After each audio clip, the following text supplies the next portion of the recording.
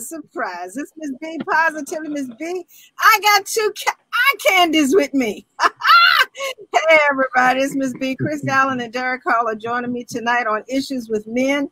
I don't know what we're going to talk about because I forgot. I'm so busy looking at the eye candy.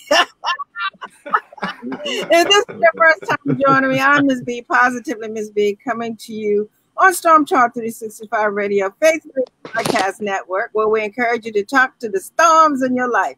I'm also the CEO of Storm Radio 24/7, where we talk about arts, entertainment, business, and much more. But right now, we're with author Chris Allen and his Issues of Men podcast / video, and his special guest, Derrick Hall. Welcome, gentlemen. Thank you. Thank you. Definitely appreciate you for having us. Thank you for coming on this evening. Absolutely. And before we jump in, Miss B, just wanted tonight's conversation, a topic, first impressions. Love it, leave it, unsure of it, and how we process what we like and don't like. We talk about first impressions. This was Derrick's top conversation, so I wanted to bring him on the show this evening. So, I said we're going to get into it. All right, he's a contributing podcaster now. Absolutely. All right, so there you have the topic from Chris Allen. You can find us right here every Wednesday, 7 p.m. East Coast time, with or without a guest, with or without me. But either way, Issues of Men comes on. We have a podcast, iHeart, iTunes, Spotify, much more, which you can catch him right here live on video on my page and his page as well. And of course, I know Derrick is going to share too, so we're good with that. Right. All right, Derrick. So since this was your topic and Chris invited you, tell the listeners a little bit about you. I know you're more than eye candy. Just tell them a little bit about you. Well, I'm from North Carolina. Matter of fact, Chris is my cousin. Just in case anybody didn't know, Chris is actually my cousin. North Carolina, I do personal training. I have my own podcast as well. Graduate of North Carolina Central University, Eagle Pride. Yeah. I know, right? So that's kind of me in a nutshell. You know what I'm saying? Keep it short and sweet. Rewind. Okay. What you talking about? You got a podcast. What's that all about? I got some stuff to say. And I think people would appreciate it. So yeah, I have Chris on a regular basis. Now we go deep. We go deep sometime. And, okay, so I'm going to be point blank. The name of your podcast, how they can hear it, when they can hear it, and the subjects that you talk about. Okay. The name of the podcast is Stand for Something. It's on Mondays and Thursdays, and it airs at 8:30. Usually Mondays we talk more about relationship stuff. It's me and a whole host of other people. We're sitting down, we're just having a good conversation. Kind of as if we were like out at a bar and we're just talking about we just flow, and then it comes natural. Everybody has great contributions to the topic. So that's what we usually do on Mondays. On Thursdays, we kind of open it up to broader scope. So tomorrow we're actually talking about the Black dollar and how we can spend it better to support our own a little bit more. So tomorrow, 8:30, Stand for Something. If anybody wants to jump on, you're more than welcome. Is this a video or podcast on Anchor? How can you hear it? We're just on Facebook right now. Okay. We go Facebook Live. We're working on different channels, but for right now, we're just building like a good following with Facebook, and then once we go to the other streams, we'll have a nice little following to come with us. So, what made you come up with this topic? I'm a very I like to micro-analyze things. You know what I'm saying? So I know the way I think isn't the same as everyone else's. So just want to know what people think when they see something attractive, and how their mind process what they see. like, I know we have a lot of people who, like with me, a little bit more than just like the physical, like the silhouette of a woman. I look at their fingernails and their toenails. You know what I'm saying? So that's my thing. That's how I kind of help analyze like what I think about that person and that first impression. That's what I look for. Not when he told you about this topic, Chris, what was your first thought? Uh-oh. Oh, I said, oh, this is going to be interesting. Because he dove into something a little bit more than just the physical. Oh, you know, you see somebody's hair and things of that nature. You know, are their teeth clean? You know, do they have are their teeth gold, or you know, things of that nature. So it was a little bit more deeper than just taking the conversation from that point of just seeing somebody walking down the street, driving by in a car, like, oh, she looks good. But I also see other things in that person. Just as an example, is a weird thing. I see, sometimes I see somebody's aura, their energy or something a little bit different. I can tell if somebody has a cloud over them or they're carrying something with them.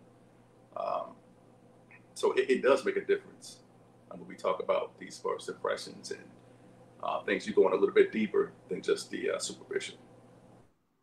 Well, I'm not going to keep asking questions, but Derrick, did you see me smile? He said there's an aura, there's something about a person carrying a cloud, something else. Get you some water, Chris. We're good.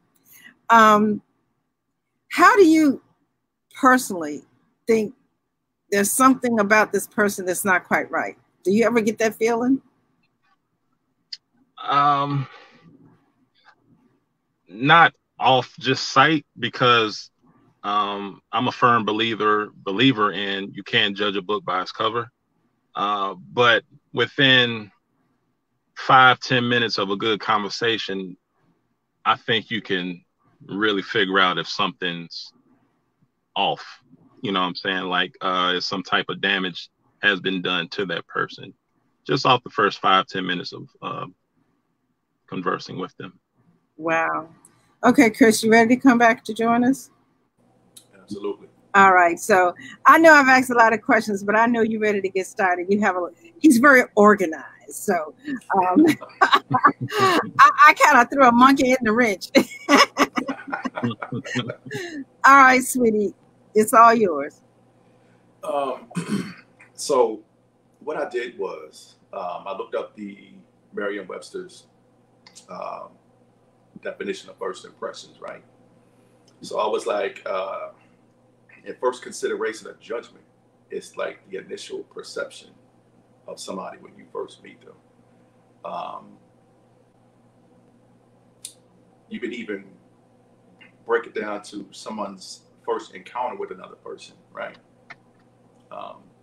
And then you're able to form some type of mental picture or picture of that person, or whatever that is, that your perception of that person. So just in your opinion, Derrick, what is your definition or of first impression? And the same to you, Ms. B.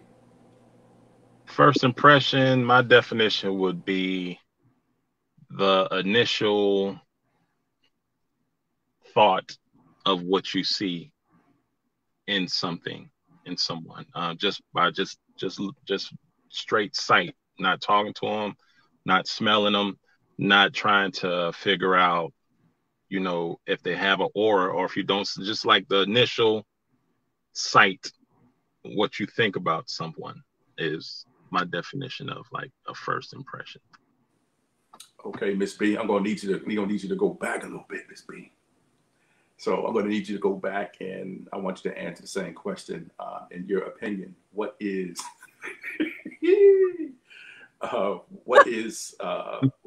your definition or a first impression? Okay, yeah. Seriously, I'm with Derrick, and I'm with you. If my insides are all up in a knot, I feel it spiritually. But if not, the first impression comes from your behavior, not what you say, what you wear, how you smell, but it's your behavior, your mannerisms, your presence. And then thirdly, how you communicate, not just with me, but how you communicate. So first, my gut feeling like, oh, this ain't gonna be good. And then I leave if I can. But the second, most importantly, is your behavior. You don't have to open your mouth, but your body language can say, uh-oh, here we go. And then it's how you communicate. So those three things in that order gives me a first impression. And if I get a good 2 out of 3, I'm good. But at 64, I've learned, pay attention to the first impression. And so I've always said that. I don't believe in judging the book by its cover. But those three things help me go to the introduction. You see what I'm saying? I'm past the cover. I'm past, you know, him wearing his hat backwards, or is what color is he wearing? Is he, you know, what sports? You see what I'm saying? I'm past all of that, but I'm inside the cover now with the aura, your behavior, and your communication. Did I do all right, Derrick? You did great.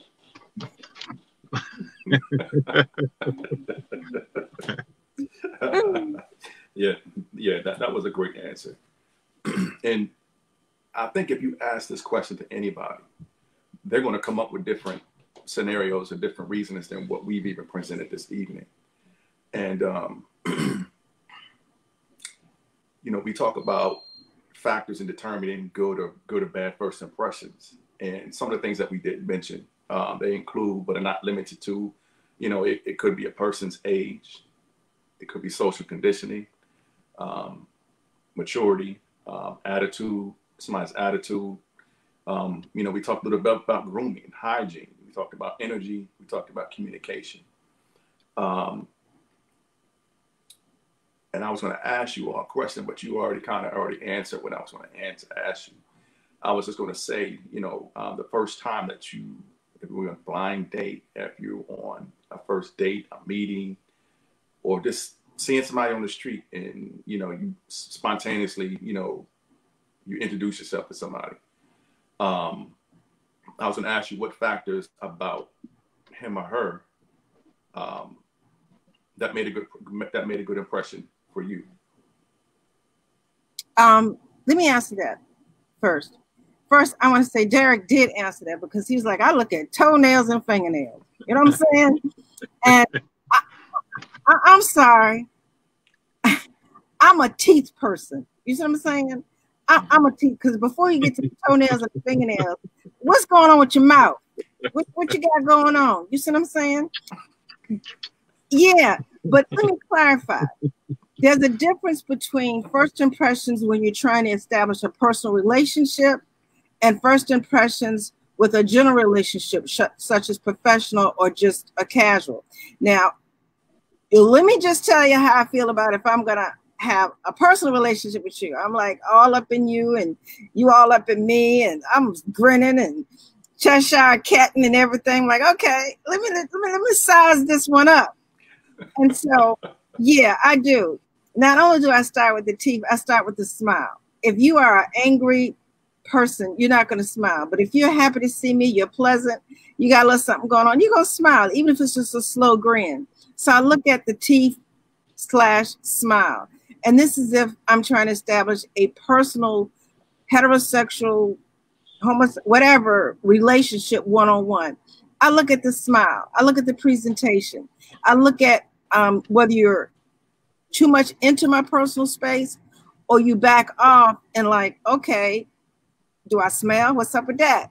So I look at how well you interact. At first I said communication, but the interaction, you know, I don't want your hands all over my butt, my boobs, and I only been knowing you 5 minutes, but yet instead I don't want to have a megaphone to holler at you because you're so far away.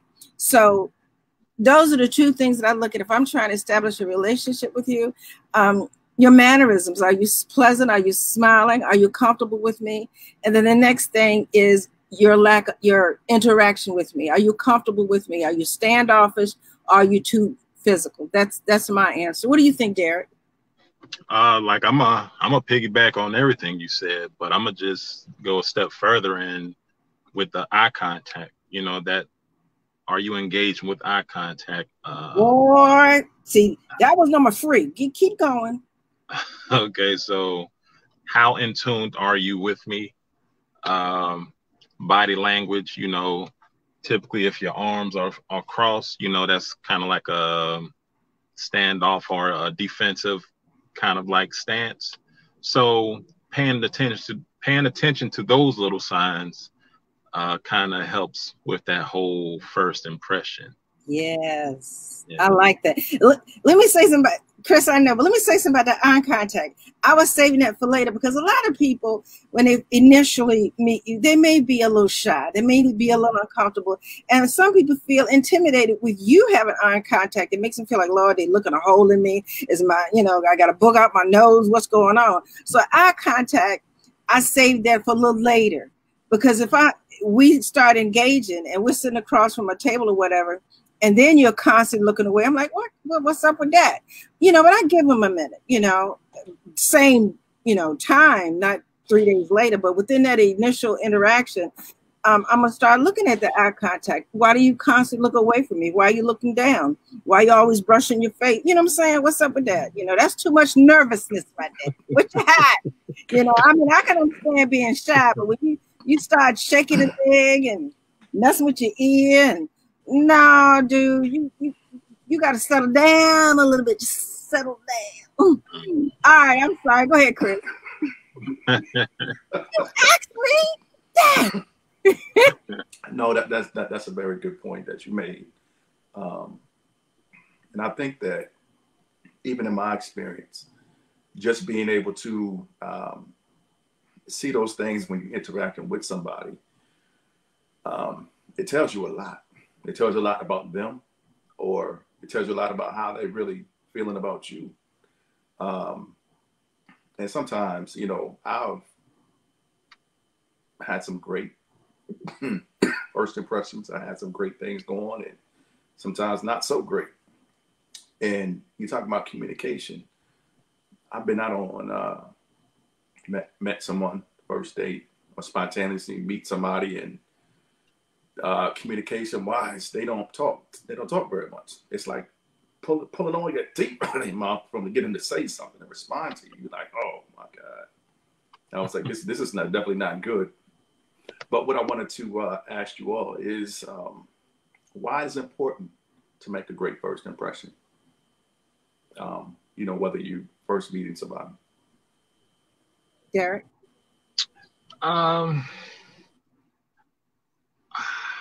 Why is it important? Because for one, like with me, I see it a little differently. Like the first impression is important, but it's not that important because, I'm almost 40, and I know the people about my age, they've been through things.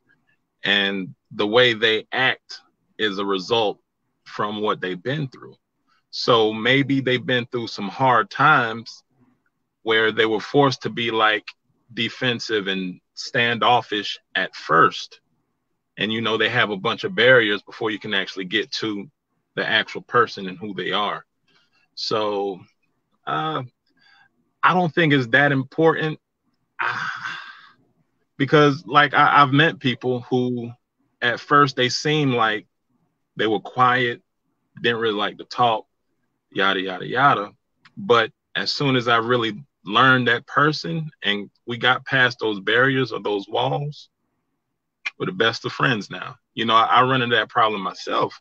Like, I got a little size on me and I'm dark skinned. So if a person just walked up on me, they're usually kind of like intimidated. You know what I'm saying? But they don't know me well enough to know that I'm not a threat. I'm actually a pretty cool guy. You just got to talk to me and get past that first impression. So I don't think first impressions are always, I guess, what that person actually is. Absolutely. That's Let me tell you, from my perspective, first impressions for me would be first, I need to make sure I'm representing the best that I have to represent in order to attract that person to me. That's why that's important.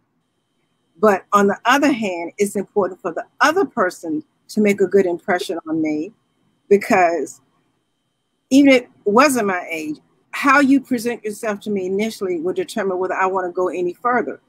And again, you mentioned the physical attributes, and that means it's a level of insecurity on that person anyway.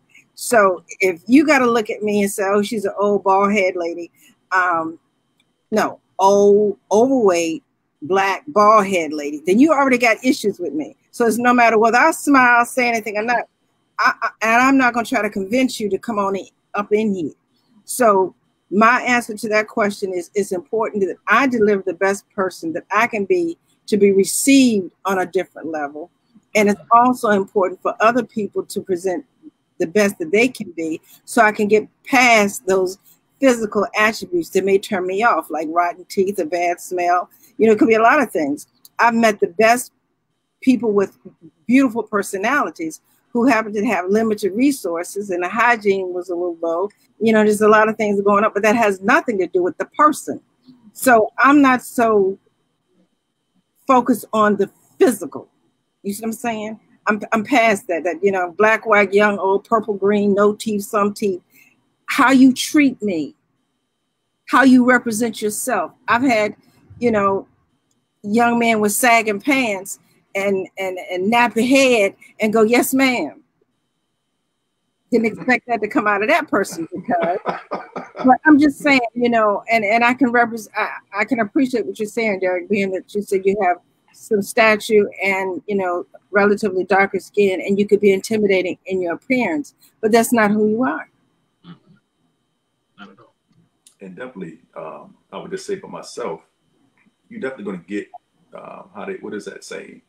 You not even the first impression. I'm just going to be me, irregardless of whatever. I'm going to be me. So you get what you see. Both of you made some great points. I'm sorry. Sometimes you don't need to see what you're going to get when it comes to me, because if I'm sleeping irritated, people be telling me all the time, Miss B, your facial expression. My daughter said, Mom, stop making them expressions. I said, well, I ain't saying nothing. What you want me to do? At least I ain't saying nothing. So, I'm just saying, sometimes you may not want to get what you see when I'm, you know, depending on what's happening. I'll be honest with you, but I'm still going to be me. And I agree with that. I'm still going to be me, but sometimes I have to back it up and say, okay, let me just give them the best that I have, because it's not their fault. You know, you've met a lot of people you met and they having a bad day, and you get that bad day from them, but it's not who they are. You just happen to come in at a bad time. So that can, you know, be a factor in whether you want to move on with, like he said, bad relationships, domestic violence. A lot of things have happened in people's lives, and they really don't know how to communicate. If you don't know to do better, you can't do better, you know, because they're carrying a world of hurt and baggage and lack of trust, you know. So there's a lot of issues that people bring when, whether it's a first impression or later on in the relationship. And a lot of, and I have to say this, and then Chris, we're going to let you move on. He mentioned the part about physical appearance. I see he's got real muscles, but a lot of these people come to you and that's not who they are. And we're not even going to talk about the women that have been to so many stores and ain't nothing real on them. But a lot of men are getting to that point where they're trying to get buffed up and they're taking steroids and they're doing this and doing that. And they ain't been in the gym in a minute, but they all buffed and puffed. And, you know, so what you see physically still may not be who that person is. So we need to get past that physical impression. Yep. And one of the things that I do as well, and whether I'm getting a chance to meet somebody or not, or somebody in my circumference, somebody that I know wants to come to my circle of space, A lot of times what I do too is I watch people and see how they interact with other people. Might not initially say anything to them at all for a little while, but I'll build it up. I build up a casualness to be able to, approach or talk to that person. If I get enough good vibes from the person, or people are saying the right things about the person without even you going up asking them, just their body language, the things that they're speaking and saying about that person, just in general conversation. So that also helps too. But like you said, Miss B, I always thought that making a great first impression, again, it makes things possible for the future. Or, tomorrow, hey, I'm gonna get that call tomorrow. Hey, what you doing? That second date.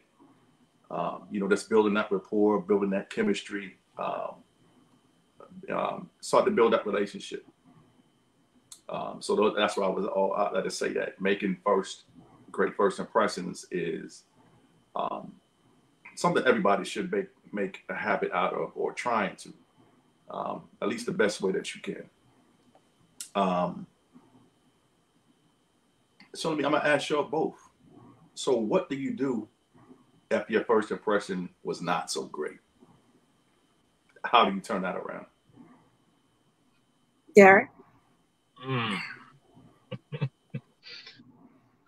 How do I turn that around? No, I'm turning around. I'll give my answer right now. Go ahead, Derrick. Yeah, like I don't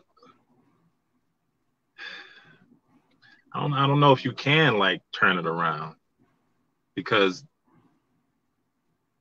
that's what they think about you, and I don't know if that's even possible to like turn a situation like that around. Yeah, man.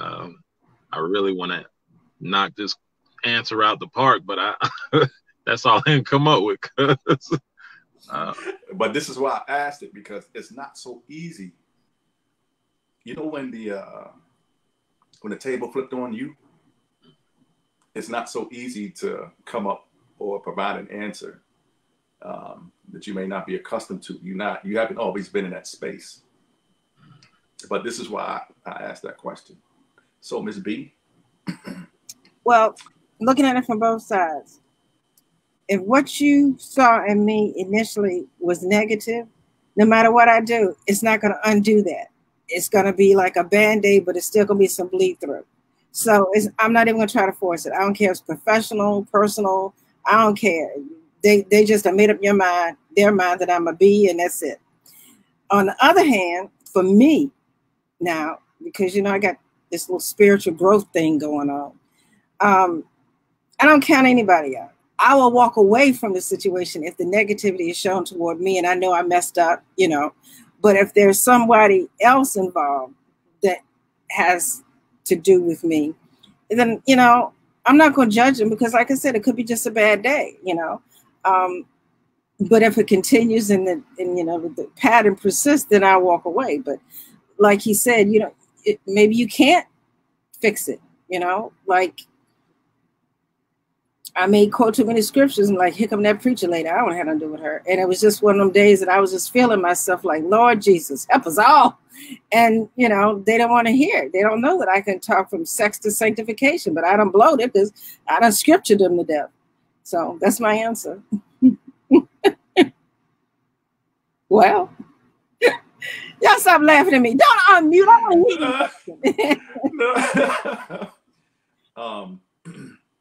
I think I've been in that place with people as well. I try not to provide too much of one thing or too much of any one thing. Trying to have a balance.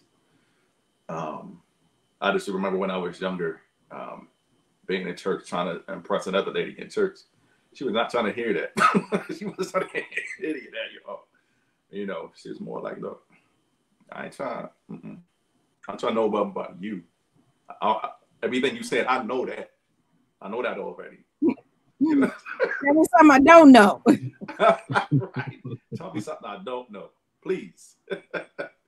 So I was like, it was that was amazing feedback for me because I'm like, okay, now I gotta tune in. I gotta turn on Chris Allen now. You know what I mean? Not what I thought she wanted to hear or where I was coming from with it. Nah, a lot of people make that assumption, whether it's a good-looking woman, a good-looking man, or a job or whatever. Sometimes they overcompensate, and then it's still not what the person is going to get because you're really trying too hard. Oh, I was just doing it for that night. Oh, that's not really who I am. I just wanted to get your attention. Well, then, who are you? Let's take the wig off and the lashes, and let's unpump the butt and the breast, and let's see what we talk about. You know what I'm saying? I was just using that as an example, but if you're going to puff up like that, what else about you is not right? You know? Yep. Exactly. So I was like, Derrick, do you have any questions for us or anything you want to interject? Yeah.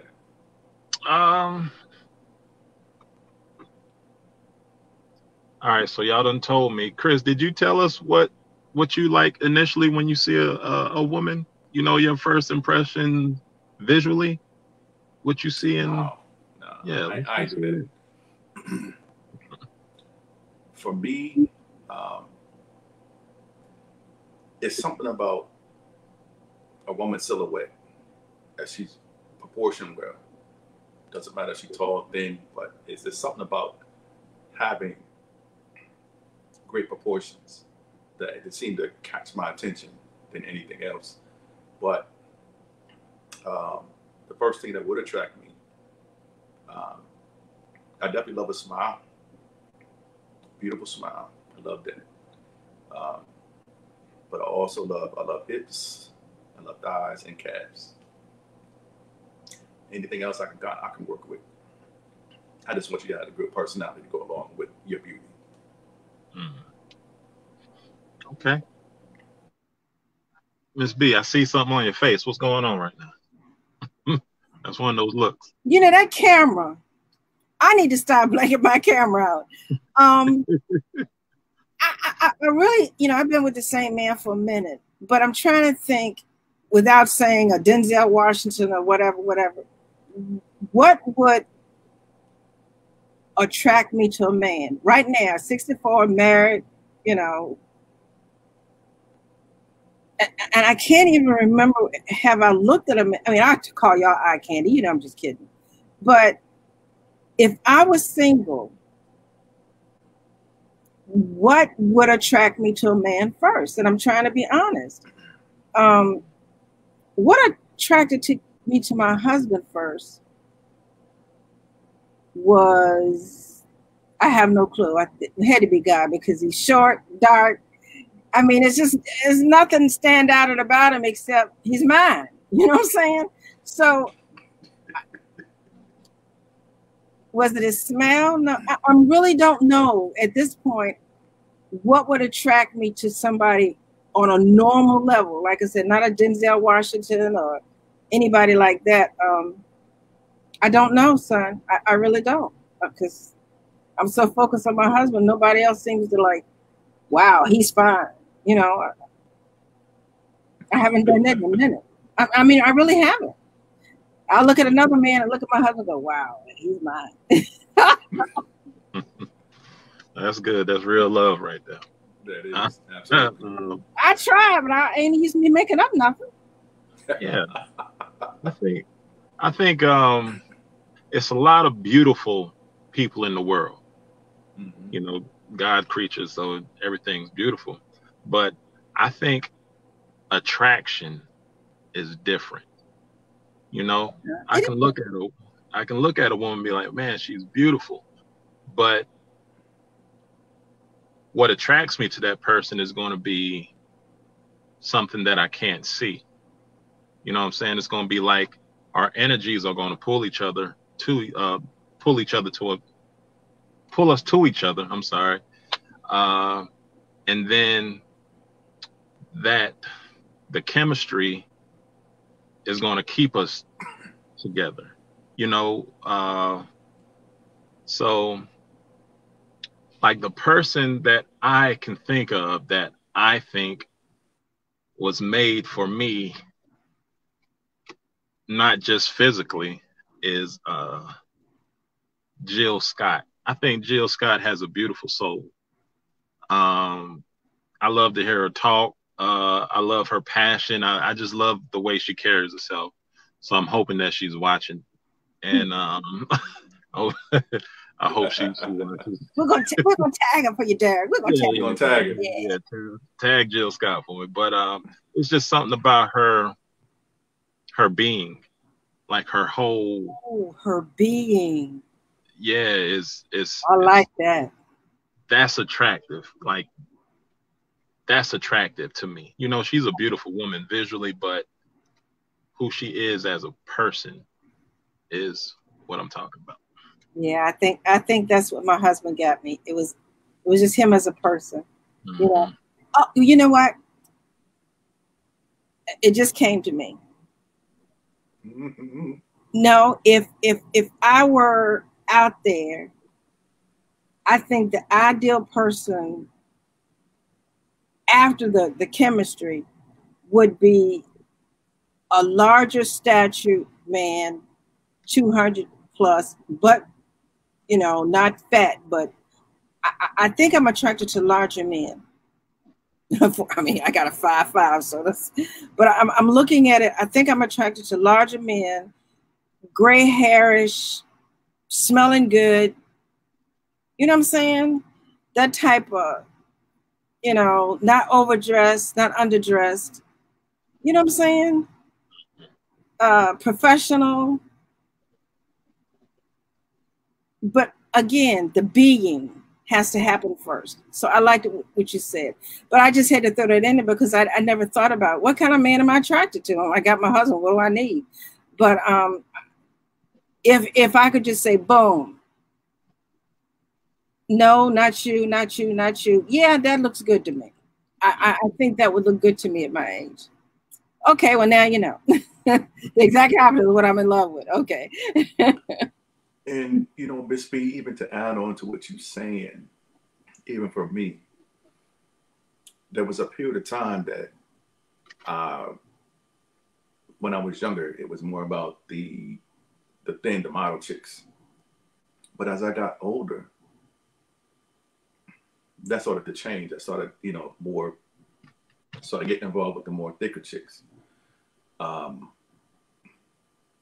And maybe even in my 30s and 40s, moving in that direction, my 30s, moving in my mid and latter 30s, it was more about that person's, not the way they looked exactly. It's how they carried themselves, the energy, that vibe, the being. Go ahead and say it was their character.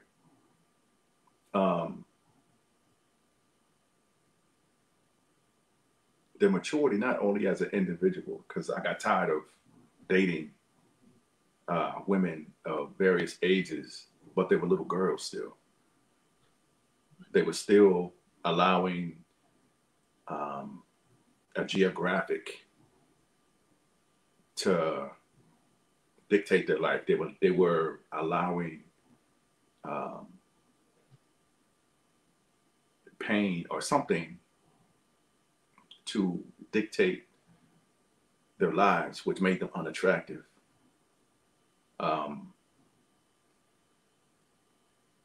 They were more on bringing more issues and problems to you than being in a place where you could grow and move together and help each other. It was more of a ball and chain on your foot if you got connected with them like that. And so as I got in my 30s, I started to move away from just the everyday, around the way type of girl. I was looking for around the way type woman and move forward. It is a difference. It is a difference. And speaking from a female's point of view, looking at it as a mature adult, there are a lot of men still out there like that. So I think it's a mindset, regardless of the age. You know, you had to grow through it because being a model, you looked at, the size 10, 12 hourglass figure, and, whether it was real hair or not, had some hair, and, the beauty aspect of it. And it's not always the case. And so there's some, like he said, Jill Scott. I mean, she's not exactly a size 10. But it's her essence, it's her charisma, how she carries herself, her level of intelligence. And so many, I'm going to give you an example, that I'm going to leave it alone. My husband is 4 years younger than me. And he was in a relationship with someone for a long time. And she was significantly younger. I'm not going to tell you how much younger, but she was significantly younger. And she had natural waist length hair. She was brown skinned, but she had the model figure. I mean, she was just, and so here I come, 36 years old, and I think I was wearing maybe a size 18 then. And her remark to him was, make sure she doesn't suffocate you. I heard that because she was on the speakerphone, because he was saying she's here with me, and she made that comment, make sure she doesn't suffocate you, which was talking about my size. And if we were physically involved, she was making a statement saying I was fat. You see what I'm saying? That hurt me because I felt I was in competition. And then I realized I'm just going to be me. Either he's going to love me or not. And if that's what he wants, then so be it. But there's, like Jill Scott and a few other people, there's a lot of people out there, their essence makes up for the difference in appearance. I didn't say lack anything. I was a full figure model. I started out model when I was 15 at J.C. Penney's. And after I had my children, I became a full figure model, and then I became a fashion show commentator. So there's a place out there for everybody. You just have to be comfortable in it. So for men, if you're looking for that ideal person physically, you may be getting a bitch on the inside. Stop looking at the outside. Yes, you want the package to be pretty. And the same thing with men. Oh, he's, driving a nice car and he's always clean and neat, but he could be, the bat from hell that would beat you in a heartbeat. So we just have to look at the being of a person, the essence, the character. So that's all I have to say about that. And Miss B is amazing. I've dated women who, New York Stock Exchange, doctor. I've dated women in different statures, but a lot of these women were so geared about their title, their position. They didn't really give themselves a chance, or give us a chance, because our mindset was so high on, this is who I am. I'm this great thing.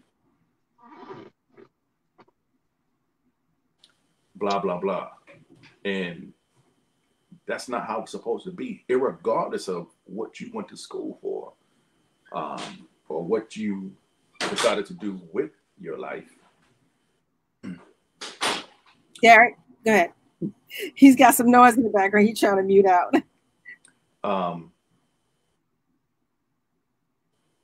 It's not right and it's not fair, because I'm just saying that, irregardless of all that,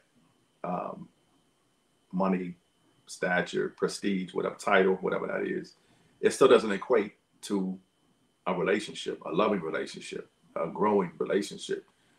And I think a lot of people need to get out of that place in those areas and start looking at, okay, this is what I do. But who are you as an individual, as a person? Kind of sort of like a doctor is not you. That's your job. That's your title. Attorney is not you. And I just got so tired of running into people like that, that there's material things and things of that nature. Yeah.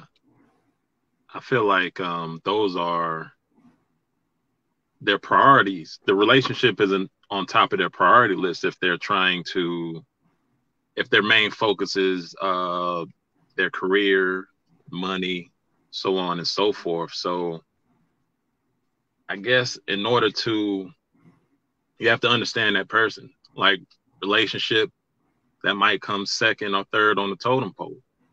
But, you know, I want to be known as Dr. So-and-so or so-and-so Esquire, so-and-so, whatever, however you say that lawyer stuff. Like some people, that's what they want. That oh, there you go. Yeah. Mm-hmm. So I just think like you just have to know who you're dealing with. Like I've been in that situation also. And sometimes, you know, I kind of psych myself out because I thought that's what she wanted. You know, I thought like she was career driven and her career was at the top of her list, but you know, I've been wrong. She really wanted a relationship, but I wasn't mentally ready to give her a relationship because I thought, you know, she was career driven. I want to, you know, go off topic, but all of this is very important. It's very important. Yeah, what you're saying is very important. So it's not off topic. So yeah, but that comes with understanding who you're dealing with, you know, and again, like, is someone really giving you their true self with these first impressions? Because I've been psyched out a lot, you know, with with all these first impressions. Like, I think at first you get their representative. Well, yeah, well, I represent so-and-so, and you know, she's perfect. She's a perfect match for you. But the reality of the situation, it wasn't like that. Like, I was 11 days away from getting married. And, you know, I guess if you want to call it cold feet, I got cold feet because she wasn't the same person that I met, you know, 2.5 years ago before we got to this moment. At first, she was that person that, you know, catered to my needs, you know, who wore lingerie. I thought that's who she was. But the reality of the situation, she was raised by her grandmother, and she used to like to wear muumuus. No, she didn't. I got that muumuu. Yes, she did. Yes, she did. And you know, like, I would have been cool with that if she would have told me that from the jump. I would have been cool with it. Mm-hmm. But don't act like this is what you do when it's something that you really don't do. Because this is the classic example of, oh, you're changing. He's changed. I don't know what happened, but he's changed. It's not the fact that he changed. He's just reverting back to who he truly is because he's trying to do all this extracurricular stuff just to impress you and keep you happy. But it's not really who he is as a person. And I think this is why it's very important to always be in communication, give the person the opportunity to share and to say, hey, you know what? I know I was doing this in the beginning because I cared about you. I really wanted to build this relationship. But the thing with that a lot of times is that I've lost myself in relationships, doing everything they wanted me to do. And I turn around and look like, hold up, what about me? Now I'm lost in the sauce. You know, I'm helping them with their career and I'm doing this and I'm doing that. But when I'm asking them to help me to do X, Y, and Z, just do a basic research on something that helped me to build on the level that I'm at right now, right? And they couldn't do it. They would not do it. Or I got this going on right now. I got blah, blah, blah, blah, blah, blah.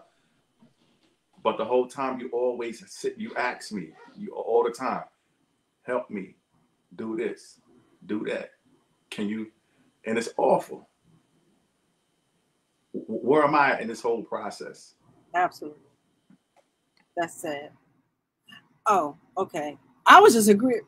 Okay, so we're right into 52 minutes. Let me just tell you a short story. Very short, promise. You're absolutely right, Derrick, about the moo-moo. Don't bring out the moo-moo if you used to seeing her in lingerie, especially after 2.5 years. That just, I'm not gonna say you broke up the wedding because you saw the moo-moo. I'm not. I know it was more to it than that, but in reality, you don't pretend that long. You see what I'm saying? It was almost up to the wedding night, and then that's when the fake nails come off, the boobs come off, and everything. I mean, I was in my relationship with my husband now. One of the things that he didn't think would work out was because I'm a nurse and he's a factory worker. He said, you belong with a doctor and a white picket fence. And, I'm just, I think, who was it? Around the Way Girl and that LL Cool J and what's her name? Okay. So he said, I'm just, around the way. So we got past the fact that I made more money than him, that I was professional, and he was only, I didn't say just, he was only a high school graduate. So how do we become more connected? He's a referee, and he had his own referee association. And I worked in nursing. So I helped him schedule the referees. I worked the concession stand. I did everything I could to help him in his referee. And on the other hand, anytime I wanted to take a nursing course or something like that, he encouraged me to do it, and he financed it. So we saw what each other was interested in. But what really kept us together as husband and wife, when I met him, he loved sports, loved wrestling, loved PlayStation, Nintendo.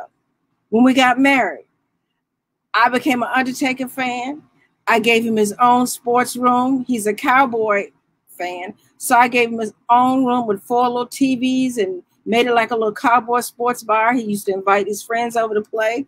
So he still was who he was. I didn't ask him to give up anything. You see what I'm saying? I encouraged it, where he encouraged me. And then when I started preaching and teaching, he didn't like it, but because he was my husband, he would go with me to represent me when I would go to these churches and different things to speak. And then he was like, oh, I'm so glad that's over. But he went. You see what I'm saying? And let me explain. It wasn't because it was spiritual, but because he recognized when I didn't, these people were jacked up. I'm like, I don't like them. I don't like their spirit. They're phony. I don't want to be here. What was that man talking about? Do we have to go back? But what I'm saying, and as far as Derrick is concerned, sweetheart, I'm glad you saw 11 days before instead of 11 years after. So many people go into it, okay, well, it'll be all right. No, don't make concessions. If it's hurting you, don't, because there's no winner in that situation, and eventually you still would have left. So I'm not going to say congratulations, but I'm happy that you were able to set yourself free without investing any more time. Miss B, I'm the first, and I don't know. No, I wouldn't say I was the first person, but I would say congratulations, because I followed that same cycle where I thought that love will pull us through. Love don't pull anything through. Love is just the glue that sometimes hold things together, but the situation got to be right. If it ain't right, it's just not. It's not gonna be. And I've got married twice for the wrong reasons. I got married twice because I spent X amount of dollars, and I'm like, oh, I invested and put this money in, and this, not a third. And I look at it now like, oh, I wish that I would have, like, y'all keep that. Y'all keep that little bit of change, and I'm gonna have my peace of mind. I'm gonna have myself. I'm gonna start this thing all over again at some point. But A lot of people don't do that, and they go through with it, and they have this horrible relationship and experience. And for some people, it carries on through the rest of their life. I was just one of the fortunate people who was able to move past my mistakes, learn from them, and do better the next time. And you know what? We're right at 57 minutes into. I know you got some closing things to say, but let me just say to you both, nothing you experienced was a mistake. What it did was prepare you for where you are now and where you're going. It's a mistake when you don't learn from it. It's a mistake when you continue to make the same mistake. So that being said, Chris, I'm going to give it back over to you because I know you may have something else to say and we're getting close to the closing.